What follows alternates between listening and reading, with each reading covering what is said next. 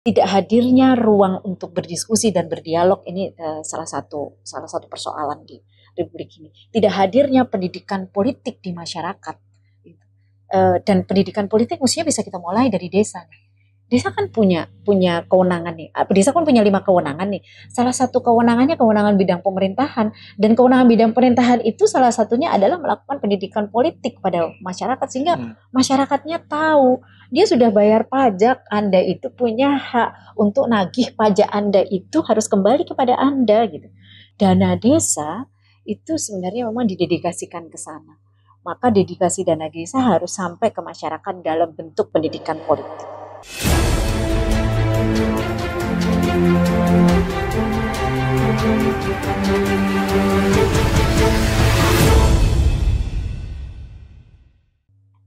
Selamat datang di UTAS Kemitraan, podcast yang membahas soal isu tata kelola pemerintahan di Indonesia. Bersama saya, Direktur Caksana Institute, kemudian tenaga ahli KPPI, Koalisi Perempuan Politik DIY, dan juga inisiator dari Desa Anti Politik Uang, Mbak Wasingatu Zakiah. Ya. Terima kasih, Mas. Waalaikumsalam. Apa kabar, Mbak? Alhamdulillah baik. Mbak, cerita soal Desa Anti Politik Uang, itu apa tuh, Mbak? Ya, itu sebenarnya inisiasi tahun 2019. 2019.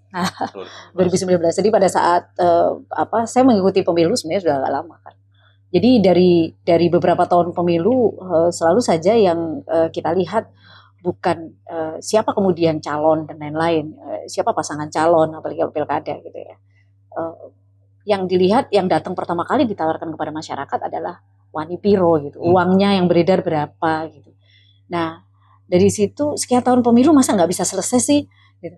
Nah yang paling memungkinkan dari mana kemudian kita stop itu gitu. Ini kan dua-duanya saling ini nih, saling berperan gitu. Jadi yang satu juga menawarkan, yang satu juga kalau nggak ada uang dia nggak akan milih gitu. Misalnya. Dan dari sana maka ini harus di stop. Dan sebagai warga desa nih, gitu kan, sebagai warga desa maka yang paling memungkinkan untuk dijangkau, yang paling mungkin untuk diselesaikan adalah warga desa. Ini kalau bicara partai politik kan nanti harus dari pusat nih, dari pusat sampai ke daerah-daerah. Itu juga sulit. Saya yakin partai politik sebenarnya nggak mau juga seperti itu. Tetapi kan masyarakatnya juga harus diselesaikan. Nah, mekanisme yang terstruktur, mekanisme yang memungkinkan itu dibangun, tidak hanya membangun kesadaran individu, tetapi juga terstruktur dan masif, itu harus dilakukan. Dan pemerintahan terkecil yang memungkinkan untuk diajak bersama-sama adalah pemerintahan desa. Kira-kira gitu saja gagasannya. Iya. Bicara politik uang kan selalu ada supply and demand gitu. Nah, demand-nya itu adalah desa itu. Ya. Nah, bagaimana memastikan kesulitan apa sih yang kemudian dialami? Ini kan praktek yang tadi Mbak Zaki udah sebut sudah berpuluh-puluh tahun gitu. Iya, berapa tahun pemilu coba? Sejak 55 kita sudah pemilu. Betul, sudah berapa puluh kali gitu. Iya, kita tidak ingin kemudian memperoleh hasil pemilu sebagai pilar demokrasi yang harapannya menghasilkan pejabat publik yang memungkinkan benar-benar bisa mewakili rakyat, itu yang sebenarnya diharapkan tuh. Nah, tapi bagaimana meyakinkannya, Mbak? Nah, itu problem problem itu sudah akut ya, dan saya kira memang kemudian dari mana memulai itu yang memang harus dilakukan.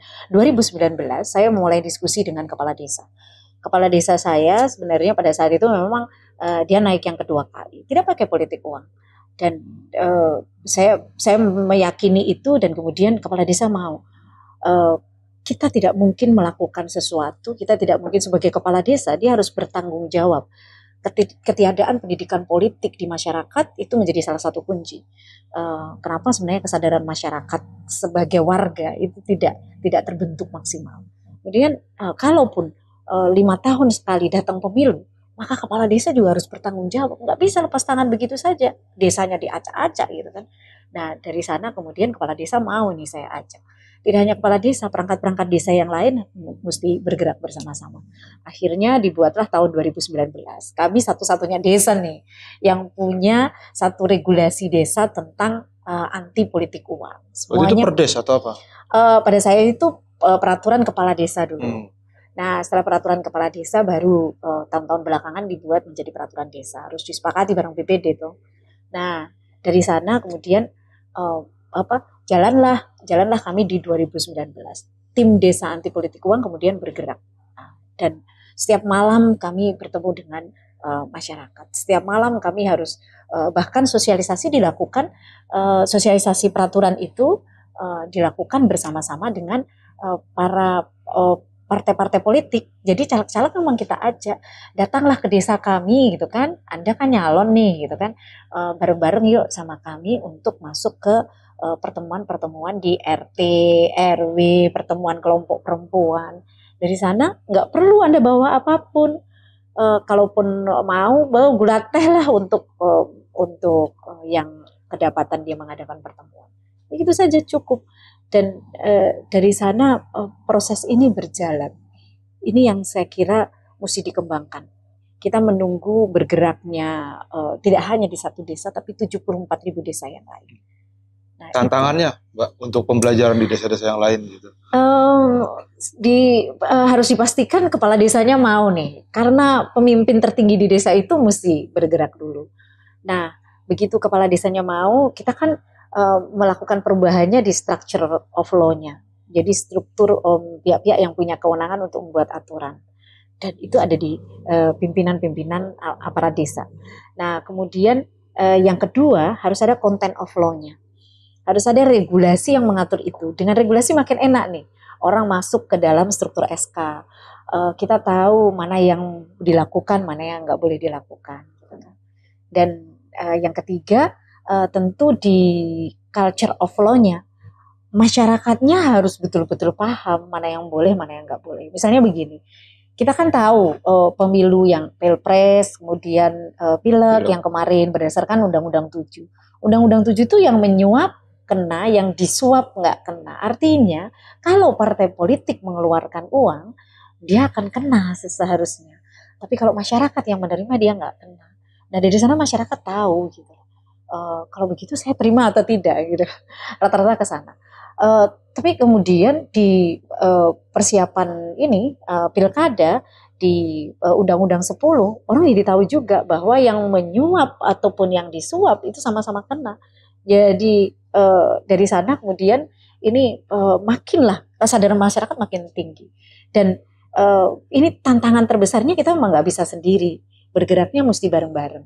Jadi saya kebetulan bersama dengan kelompok-kelompok keagamaan gitu ya. Jadi dengan masjid, dengan gereja gitu, sama-sama untuk, kebetulan kalau di sana adanya masjid dan gereja. Kita sama-sama bergerak gitu.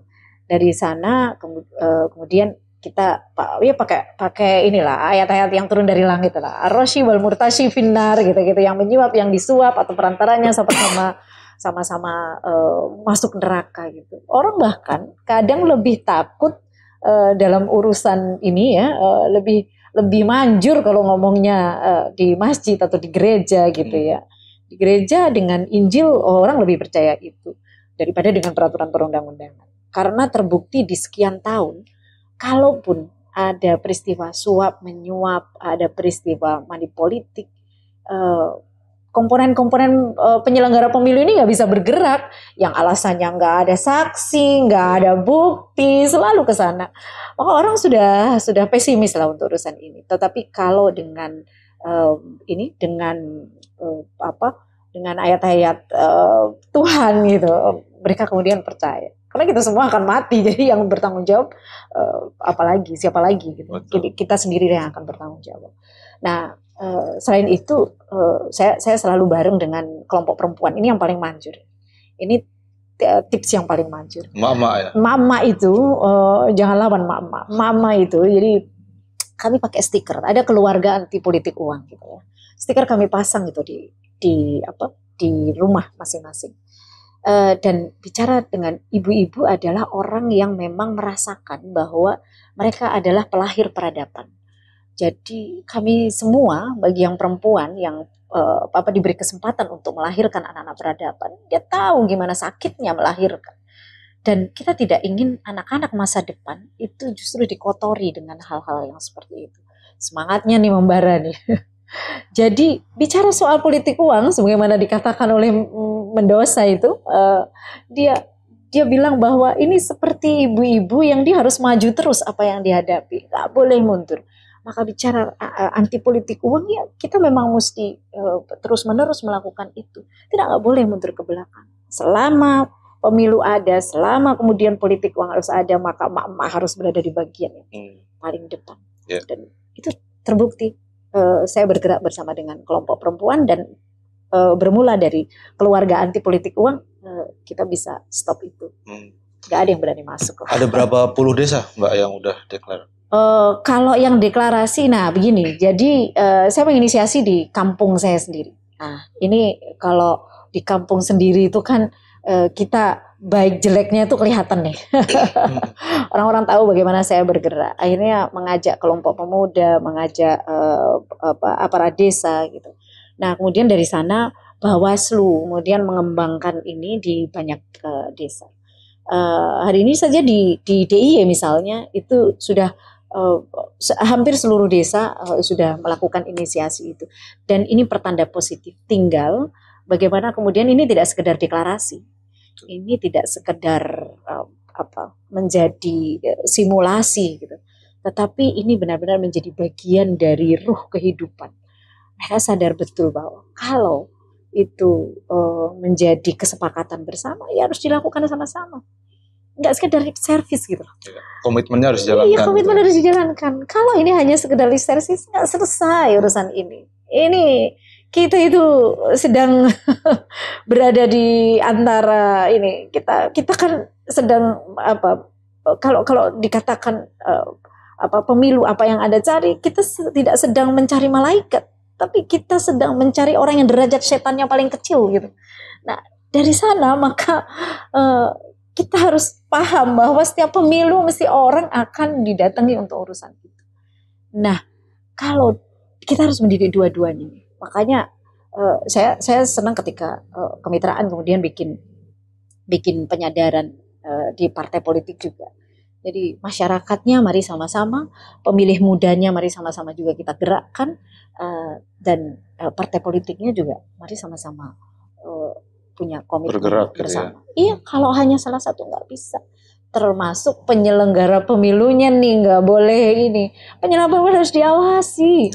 Begitu kita lengah sedikit, penyelenggara pemilu mainlah nanti di belakang itu. Iya, tapi di balik itu penyelenggara pemilu selalu kalau ada duit ya, pengalaman saya masuk di gerakan desa anti politik uang, ini sudah jelas yang melakukan siapa gitu. Tapi kalau pada saat pertemuan yang menerima siapa sudah jelas. Tapi pada saat mau semacam persidangan gitu, saksi-saksi nggak ada yang datang, ya nggak bisa ngapa-ngapain. Itu juga sulit gitu. Saya paham kesulitan itu. Tapi di balik itu juga saya kira yang juga banyak terjadi di pemilu-pemilu sebelumnya, ini kan ada mahar politik gitu. Kita nggak tutup mata lah. Beberapa parpol sudah menyampaikan ya kami terima sekian miliar gitu. Kami perlu untuk menjalankan saksi-saksi sampai di lapangan. Ya karena nggak ada makan siang gratis. Untuk dapat rekomendasi ya akhirnya harus ada rupiah yang dikeluarkan oleh para pasangan calon dengan alasan bahwa nanti pada saat pemilu menjaga suara itu penting, sehingga saksi-saksi itu harus dibayar mahal. Nggak ada sekarang yang mau volunteerism, mana ada. Jadi pemilu yang dikatakan pesta dan lain-lain sekarang tidak ada lagi yang bilang bahwa ini volunteer gitu. Kecuali tim desa anti politik uang memang itu nggak dibayar itu gitu kan. Volunteer ya. Ya itu the real volunteer. Saya bilang kami harus datang setiap malam sosialisasi ke masyarakat, mana yang boleh, mana yang nggak boleh. Itu gratisan. Kan ada istilah sekarang Mbak, kos politik. Ya. Apakah itu termasuk money politik atau ini? Beda dong, beda. Nah kan tadi kan kalau misalnya soal saksi dan sebagainya, apakah itu masuk ke kos politik atau money politik? Gitu? Kos politik. Kos politik itu yang jadi boleh kok barang-barang, makanan boleh maksimal 100.000 nih.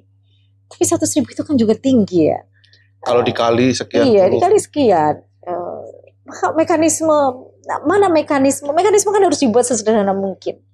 Nah, sehingga orang yang berkualitas akan bisa maju.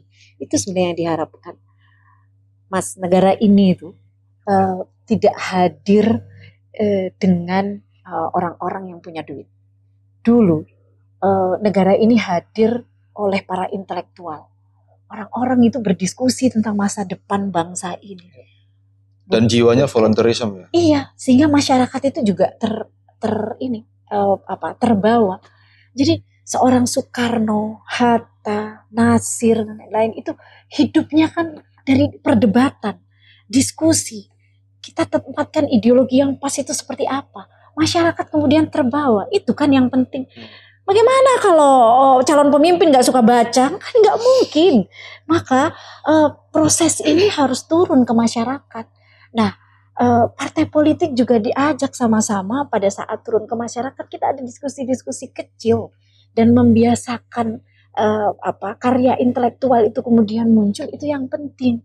Karena negara ini dibangun oleh para intelektual. Hamka itu gimana gak suka baca, Natsir gak suka baca gimana, Hatta apalagi, Soekarno bahkan dia dipenjara dengan segitu banyak bacaan. Nah, kalau hari ini justru yang datang itu malah dibuka, enak enggak makanannya, itu karena yang disajikan lebih dulu oleh mereka yang mencalonkan diri adalah membiasakan dengan saya menyajikan itu dengan makanan enak deh. Saya memberikan itu 100.000, 200.000. Saya ketemu dengan calon gubernur Papua beberapa waktu yang lalu. Beliau sampaikan kami nggak cukup dengan 100.000. Kami harus siap 500.000 bahkan 1 juta. Sampai segitu. Ini kan proses yang saya kira memang harus dibalik betul. Negara ini sekali lagi tidak hadir dengan cara-cara culas. Negara ini hadir dengan cara-cara kita diskusi panjang.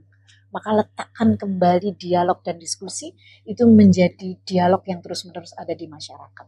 Dan itu tidak bisa dilakukan 1 bulan, 2 bulan, atau bahkan 1 tahun menjelang pemilu. Gak bisa, Mas. Itu prosesnya mesti panjang, ya? Prosesnya itu. Jadi 5 tahun menjelang misalnya ini ya 2029 nanti ada pemilu lagi, prosesnya mulai harus 2024, 2025 terus dimulai. Lah, bagaimana mungkin kalau kita memulai proses 1 tahun, setengah tahun menjelang pemilu? Nggak mungkin. Bayangkan kalau seseorang, ini kan yang saya temui kemarin ya, ada baliho-baliho. Partai politik itu masang baliho, kami mencari putra-putri terbaik bangsa untuk bergabung menjadi calon anggota dewan, dan itu adanya atau hadirnya itu hanya beberapa bulan menjelang pemilu, pemilihan legislatif. Ya mana mungkin orang harusnya ya kalau kita mau bekerjanya itu kan sudah 4 tahun sebelumnya. Jadi ini 2025 misalnya. Kalau itu start 2025, para calon legislatifnya sudah ketemu, ditempatkan di dapil mana, diskusi, dialog, penyadaran publik sudah mulai dilakukan bersama masyarakat di sana. Sudah mulai ada kelompok-kelompok yang sadar menjadi citizenship atau warga negara yang menyadari posisinya bahwa dia adalah pembayar pajak, dia sudah menyerahkan bumi, air, kekayaan alam itu diserahkan kepada negara, dalam hal ini pemerintah. Untuk sebesar-besarnya kemakmuran rakyat, pasal 33 itu sudah disadari oleh masyarakat, maka akan makin mudah. Berikutnya pada saat pemilu 5 tahun lagi atau 4 tahun lagi, prosesnya begitu terus ya. Terus enak gitu loh. Masyarakat itu sudah punya kesadaran bahwa yang saya lakukan sebagai citizen atau sebagai warga adalah saya pada saat saya sudah bayar pajak, maka saya tinggal nagih nih ke pemerintah gitu. Ada hak dan ada kewajiban gitu. Anda hadirkan apa nantinya untuk hak-hak saya? Hak atas pendidikan, hak atas kesehatan, hak kelompok perempuan, disabilitas, lansia, anak-anak, itu kan mesti masuk semuanya.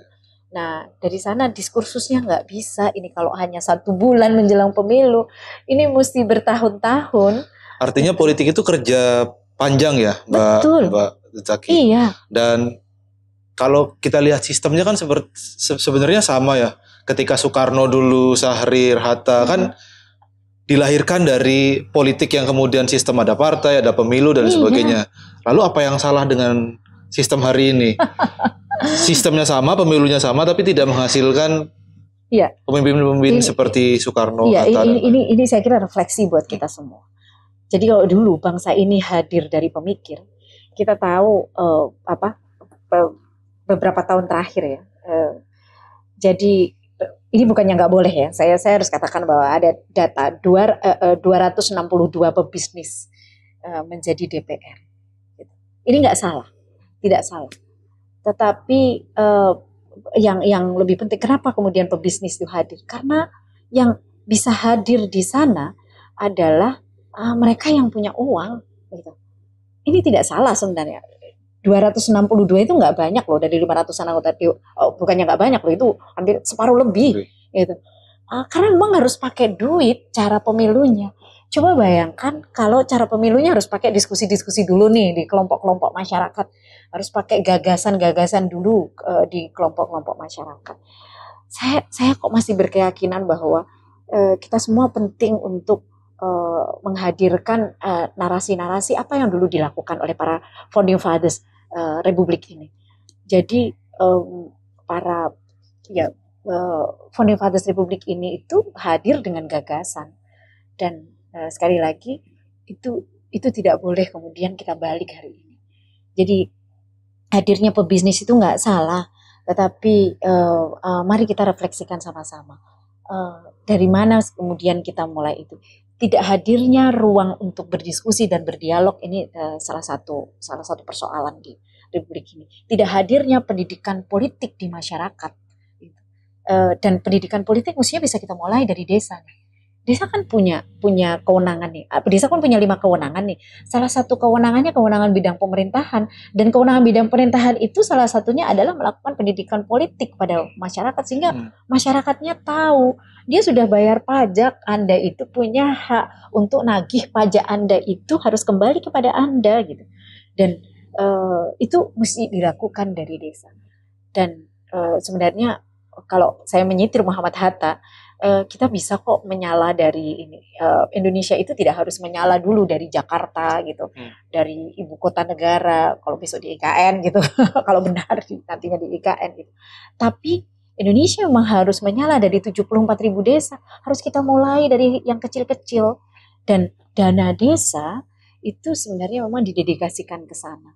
Maka dedikasi dana desa harus sampai ke masyarakat dalam bentuk pendidikan politik. Kalau ini masif dilakukan, itu sangat mungkin. Nah, di masyarakatnya sudah coba diskursus atau dialog itu kita lakukan dengan pendidikan politik. Di partai politiknya harus ada pendidikan politik yang masif. Dan jangan sampai justru senior-senior ngajari untuk cara-cara politik uang itu dilakukan gitu. Kita tahu ini yang lahir belakangan, yang kemarin tertangkap KPK, itu anak-anak reformasi loh, 30 tahun, 33 tahun, 34 tahun gitu. Dia lahir dari diskursus pasca 98, dan saya kira ini harus jadi refleksi buat kita semua. Dan yang paling penting adalah oligarki itu jangan sampai hidup lagi. Ini yang tidak mengenakan. Bangsa kita yang dulu mulai merangkak dari bawah itu harus kita buktikan, dan kita mampu menjadi bangsa yang besar, bukan karena uang tetapi karena gagasan, dan kita harus memampukan itu. Dan salah satu aktor yang kemudian punya peran penting dalam pendidikan politik masyarakat dan memutus oligarki itu kan sebenarnya partai politik, Mbak. Nah, bagaimana sih membuat partai politik kita lebih baik gitu ya, berintegritas lah istilahnya gitu. Bagaimana caranya? Ya, urusan partai politik ini ngeri-ngeri sedap ya, nggak mudah. Teman-teman parpol, saya kira saya orang yang berada di luar partai politik, tetapi beberapa kali saya memang diminta oleh partai politik untuk melakukan pendidikan politik, dan saya kira partai politik memang sudah punya ya pendidikan di partai politik untuk menyiapkan menjadi kader partai, kemudian dia menjadi calon legislatif itu seperti apa, menjadi calon di eksekutif seperti apa. Partai politik punya itu di internal. Tapi satu yang kadang dilupakan, partai politik juga punya tugas untuk melakukan pendidikan politik di masyarakat. Nah, jangan lupa parpol terima banpol loh. Bagi yang punya bagi yang punya kursi ya terima banpol, dan itu nilainya nggak sedikit, ada yang 5.000 per suara, ada yang 7.000 tergantung nanti. Nah, banpol itulah yang harus kembali kepada rakyat. Flow-nya kan begitu, dari pajak rakyat dalam bentuk parpol dikelola oleh negara, lalu dikembalikan kepada partai politik dalam bentuk banpol. Partai politik punya tugas untuk mendidik rakyat gitu. Jadi jangan hanya capacity building dilakukan di partai politik itu sendiri, tetapi di masyarakat itu yang juga penting. Nah, dari sana ini saya kira yang memang harus dilakukan oleh partai politik. Partai politik harus tahu bagaimana metode memberikan pendidikan politik kepada masyarakat. Tapi dari diskusi dengan partai politik, Mas, kami itu datang ke masyarakat pertama kali yang selalu diminta, Anda bisa ngasih kami apa gitu. Nah, ini yang gawat juga gitu. Ya, karena rantai itu harus diputus. Masyarakat taunya partai politik datang yang ngasih sesuatu karena memang dulu-dulunya begitu. Sekian tahun kita begitu. Nah, kami mencoba memutus itu mulai 2019 pada saat inisiasi Desa Anti Politik Uang, ketika partai politik datanglah dengan gagasan. Itu yang saya kira memang rantainya harus diputus. Nah, harusnya kan ini jadi sesuatu yang concern bersama ya Mbak. Misalnya kayak tadi disampaikan, partai politik itu sebenarnya juga nggak mau ngasih karena uangnya atau prosesnya jadi besar gitu kalau setiap ngasih gitu. Tapi ketika ada respon dari masyarakat untuk kemudian yuk kita nggak usah pakai politik uang, ini political will-nya kok jadi agak susah gitu. Jadi lack of leadership atau apa nih problemnya? Ya lagi-lagi gini, kalau saya itu selalu berkaca pada masyarakat itu akan melihat ya. Masyarakat itu akan melihat pada saat pemimpinnya itu sederhana gitu kan, maka masyarakatnya juga akan sungkan kalau mau berlebihan. Ini satu hal yang paling penting. Pada saat seorang Hatta gitu kan, yang sangat berintegritas, mau beli sepatu saja pada saat itu nggak bisa gitu kan, masyarakatnya kan kalau mau beli yang ini malu.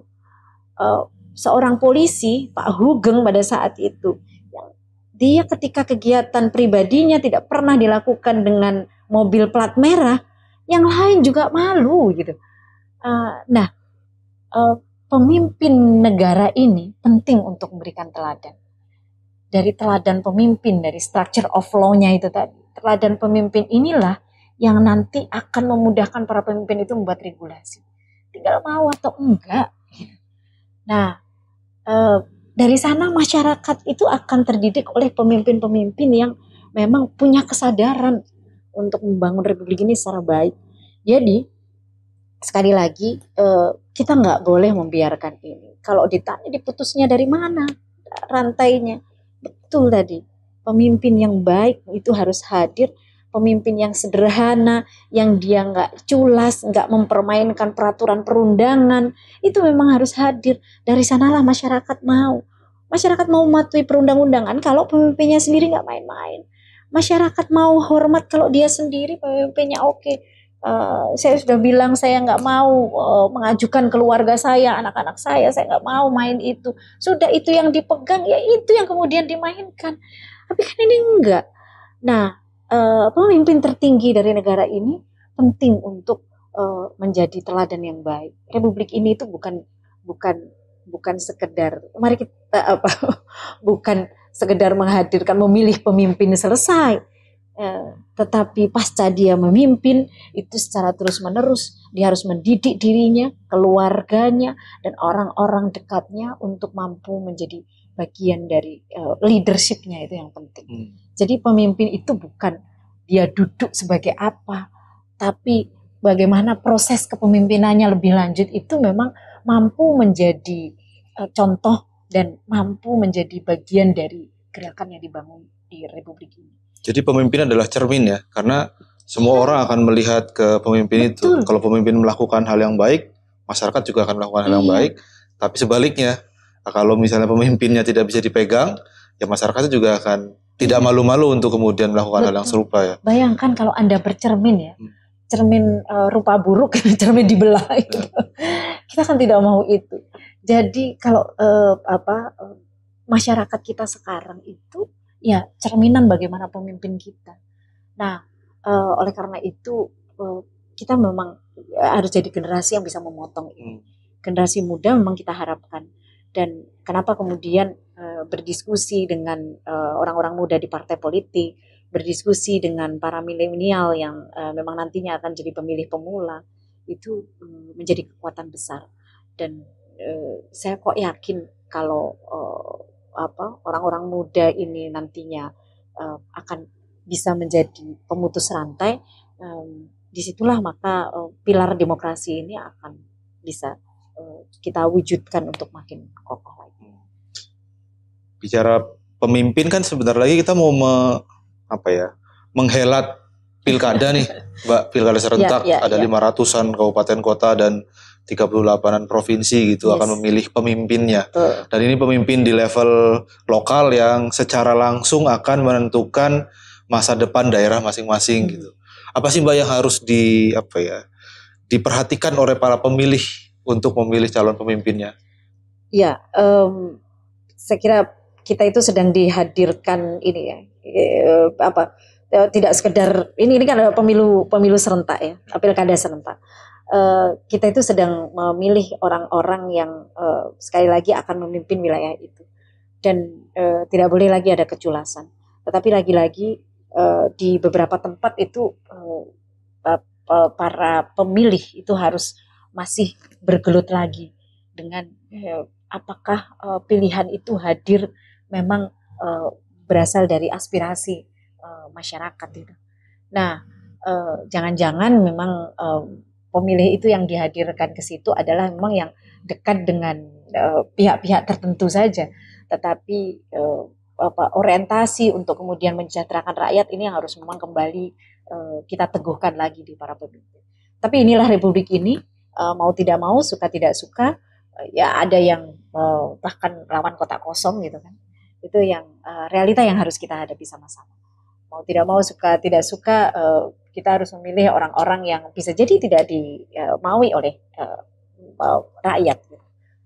Tetapi realitanya kemudian kita harus memilih. Nah, dari sana maka yang kemudian penting adalah kita kayaknya kontrak politik itu akan jadi salah satu cara ya.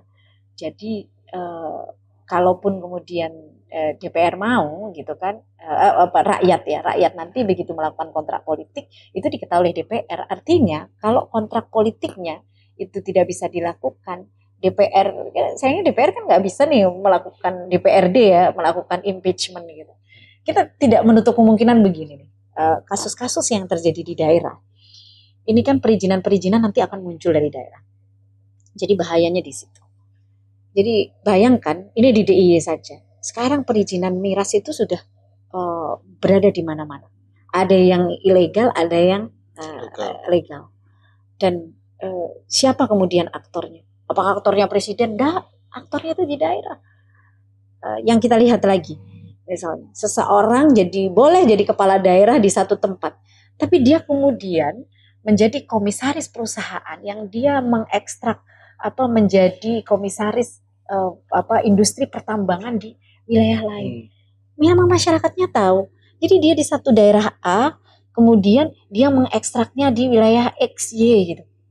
Ini kan masyarakat AB ini harus tahu.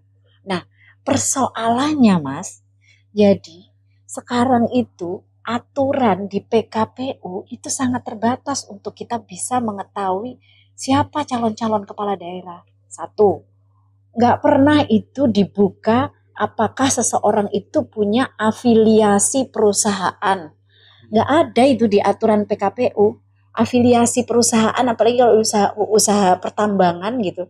Kalau itu dibuka kan orang tahu nih, ternyata pemimpin saya gitu kan, calon pemimpin saya, dia punya perusahaan di luar wilayah dan dia bisa saja mengeruk di wilayah itu kemudian dibagi-bagikan ke saya. Orang kan harus sampai ke sana. Orang harus tahu asal usul duit ini dari mana kalau itu ada politik uang.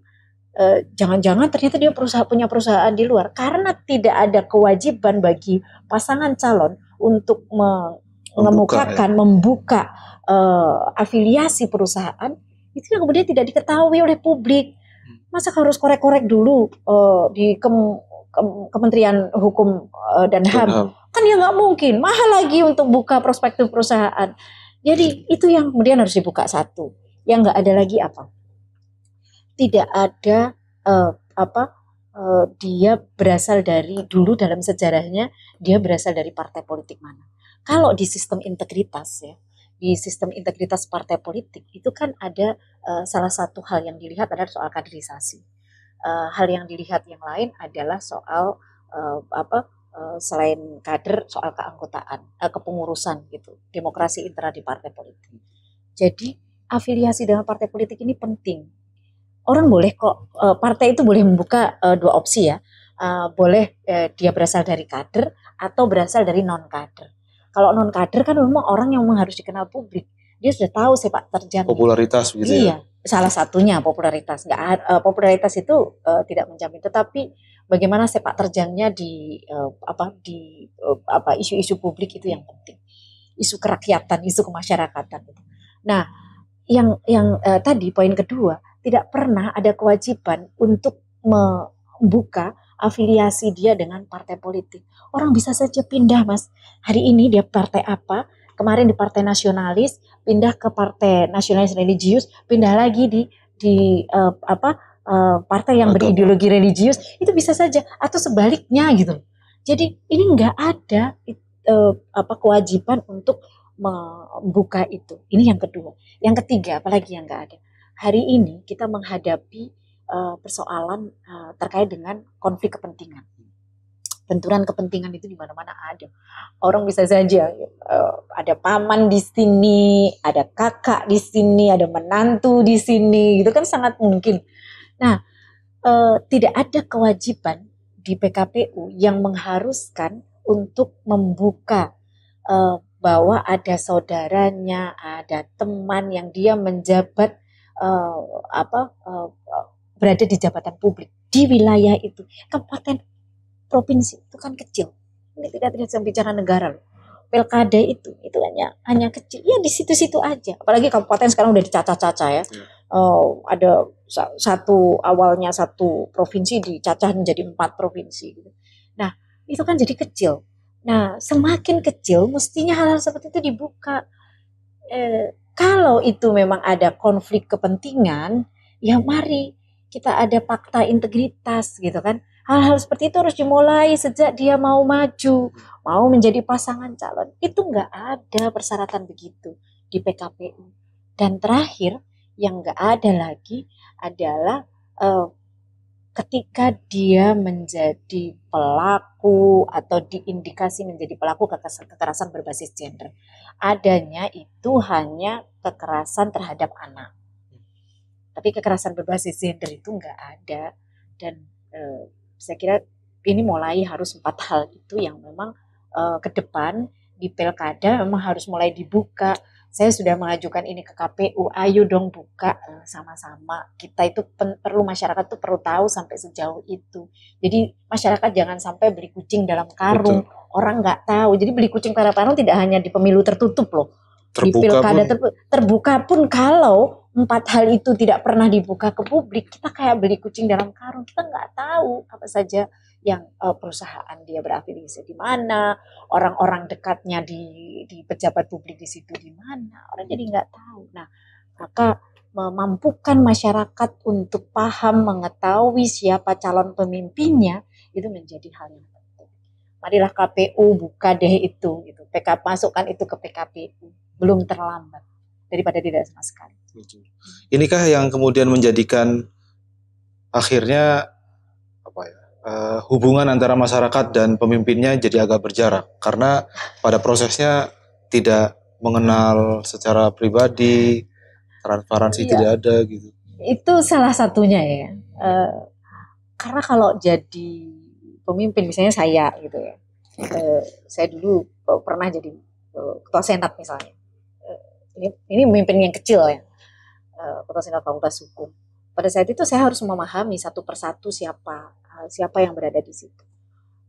Ada yang sakit, ada yang meninggal. Kami harus tahu, tidak hanya itu, orang tuanya siapa, dia dari mana, itu kan harus tahu. Maka rakyatnya ini sedang membutuhkan apa, itu harus paham betul. Kalau dia memang tidak pernah berada di diskursus itu ya, tidak pernah bicara soal pendidikan, kesehatan, tidak pernah mendiskusikan itu, baca buku juga enggak, ini yang paling fatal ini. Baca sejarah bagaimana wilayah itu juga enggak, sudah malas baca. Turunnya di masyarakat hanya beberapa hari menjelang hari H, ini kan fatal habis. Kita itu enggak mau yang begitu. Maka yang punya rekam jejak sebelumnya, itu rekam jejaknya itu perlulah itu dibuka. Oh, ini pasangan calon ini dulu pernah nih jadi kepala desa misalnya. Oh, dulu pernah nih, dulu sudah jadi bupati, mau nyalon lagi. Oke lah, itu mesti dikenal. Dulu jadi wakil bupati atau wakil wali kota, dia nyamanya lagi, itu udah dikenal. Kalau incumbent saya kira udah dikenal. Tapi yang rekam jejak sebelumnya ini kan panjang. Orang nggak bisa langsung tiba-tiba saja muncul. Nah, memahami persoalan masyarakat itu harus jauh hari. Nah, ini orang turun tiba-tiba masuk ke masyarakat pada saat dia membutuhkan suara saja. Nah, kalau masyarakat berjaya wajar. Dia hanya tahu sekali saja. Dia nggak pernah memimpin komunitas, dia nggak pernah memimpin masyarakat, tiba-tiba datang dan ini mengajukan diri jadi pemimpin. Iya, mengajukan diri jadi pemimpin dan ditandatangani oleh partai politik lagi. Lagi-lagi teman-teman parpol ini, saya juga tidak menuduh parpol keliru. Semuanya mesti sudah dengan pertimbangan. Tetapi ayolah, marilah kita berkaca sekali lagi pada founding fathers kita, bahwa negara ini tidak hadir karena seseorang itu punya duit banyak gitu. Soekarno, Hatta, Syahrir itu bukan orang yang berduit banyak gitu kan. Tetapi mereka orang yang suka baca. Dan dari bacaan itu maka berimajinasi tentang Indonesia itu kemudian menjadi makin utuh gitu. Dan bayangkan kalau pemimpin-pemimpin kita adalah orang yang memang punya imajinasi tentang negara ini mau dibawa kemana, daerah ini mau dibawa kemana, betapa indahnya gitu negara ini. Itu yang sebenarnya kita harapkan. Mbak Jack, terakhir deh, pertanyaan terakhir. Mbak Zaki punya imajinasi apa tentang Indonesia ke depan? Iya, saya bukan baby boomers, tapi saya juga bukan milenial ya. Ya, saya kira kalau boleh saya membayangkan Indonesia ini menjadi negara yang memang bisa memampukan rakyatnya. Ada kebebasan berekspresi, ada setiap orang bisa berbicara kritis gitu. Tetapi semuanya dalam batasan diskusi dan dialog yang apik gitu kan, yang epik itu ditata. Kemudian setiap orang bisa mengajukan diri untuk berpartai gitu. Setiap orang bisa mengajukan diri untuk dia menjadi pejabat publik. Tidak harus dia keturunannya siapa, tidak harus dia dilahirkan oleh siapa gitu, oleh terah gitu, atau dia keluarganya siapa gitu. Apakah dia orang dalam atau tidak, seseorang bisa bersaing dengan baik. Merit system itu yang kemudian berlaku. Dan Indonesia ini tidak hanya dipimpin dari ibu kota saja, dimanapun nanti ibu kota. Tetapi justru sekali lagi saya membayangkan justru Indonesia ini akan bisa menyala ketika seluruh pulau-pulau yang di Indonesia ini memang memiliki kesejahteraan. Setiap orangnya punya kesadaran berrepublik yang tinggi. Sekali lagi, kesadaran berrepublik ini bukan kesadaran oligarki. Kesadaran berrepublik ini bukan kesadaran monarki. Kita itu bukan monarki gitu. Tapi kesadaran berrepublik ini memang muncul bahwa kita ini memang lahir dari negara ini ada karena rakyat. Negara ini bukan tiba-tiba hadir. dan pemerintah tidak akan bisa bekerja ketika rakyat itu tidak hadir. Maka hadirkan negara di dalam nurani rakyat, dan rakyat kesejahteraan, negara kesejahteraan ini akan bisa kita capai. Dan itu bukan keniscayaan, itu masih bisa kita raih sama-sama. Optimis ya, optimis kalau pilar demokrasinya kita baik-baik saja. Itu kira-kira. Baik, Mbak Zaki, terima kasih banyak. Sama-sama. Teman-teman, terima kasih banyak.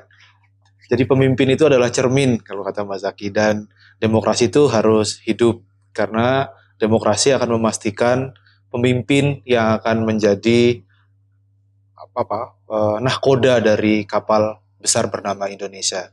Yang jelas pemimpin dihadirkan dari diskusi-diskusi kritis dan kemudian paham soal isu di tapak.